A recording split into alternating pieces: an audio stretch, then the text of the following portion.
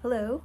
Today we continue reading 2 Kings chapter 20 and 2 Chronicles chapter 32. It's one of the things I love about the chronological Bible is it combines 2 Kings and 2 Chronicles where they're duplicates. So they're both telling the same story. Some of them have different parts. Some of them include parts of the stories that the other one doesn't. But some of them are exactly the same word for word. So this way it combines them. So these passages are both in both. So it's kind of fun. Okay. And Manasseh, his son, succeeded him as king. Okay, so yesterday we were reading about Hezekiah, and the last paragraph that we read about was the death of Hezekiah. So King Hezekiah died, and Manasseh, his son, succeeded him as king. Manasseh was 12 years old when he became king, and he reigned in Jerusalem 55 years. His mother's name was Hephzibah. 12 years old. Imagine having a king that's 12, and you have to listen to him. He did evil in the eyes of the Lord, following the detestable practices of the nations the Lord had driven out before the Israelites. He rebuilt the high places his father Hezekiah had destroyed. He also erected altars to Baal and made an Asherah pole, as Ahab, king of Israel, had done. He bowed down to all the starry hosts and worshipped them. He built altars in the temple of the Lord, of which the Lord had said, "In Jerusalem I will put my name." In both courts of the temple of the Lord, he built altars to all the starry hosts.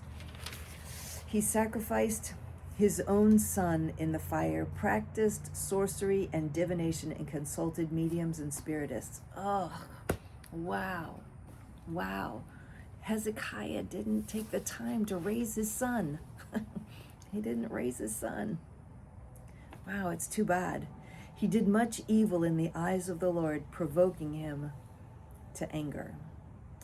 He took the carved Asherah pole he had made and put it in the temple, of which the Lord had said to David and to his son Solomon, "In this temple and in Jerusalem, which I have chosen out of all the tribes of Israel, I will put my name forever.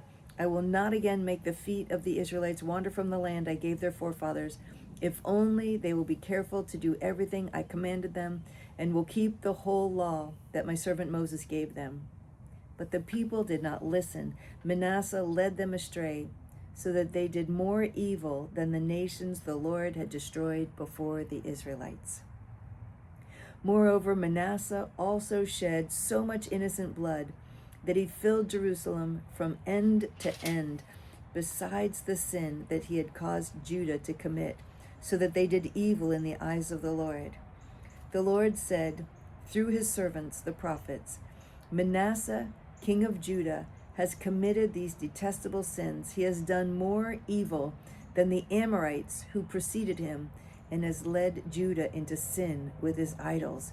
Therefore, this is what the Lord, the God of Israel, says: I am going to bring such disaster on Jerusalem and Judah that the ears of everyone who hears of it will tingle. I will stretch out over Jerusalem the measuring line used against Samaria and the plumb line used against the house of Ahab.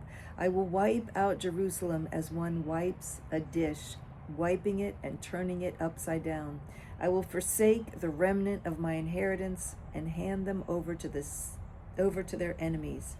They will be looted and plundered by all their foes, because they have done evil in my eyes and have provoked me to anger from the day their forefathers came out of Egypt until this day." Ugh. So sad. That is so sad. Like, who really was making those decisions? I'm sure a 12-year-old wasn't making those decisions. He had counselors. Unfortunately. Wow. And it sounds like he was born, let's see, because Hezekiah was given 15 more years, and it sounds like he didn't do very well in those last 15 years that he had been given. And this son was born during that time.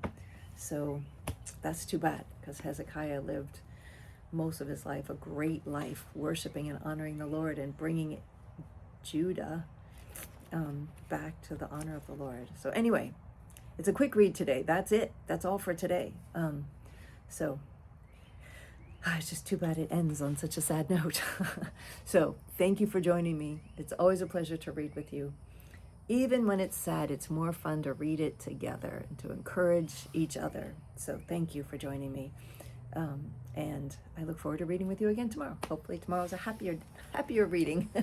But either way, it's happy to read together. So I love you. I'm grateful for you joining me. I think it keeps me reading knowing that you're in it with me. So thank you. And I look forward to reading with you tomorrow. Bye.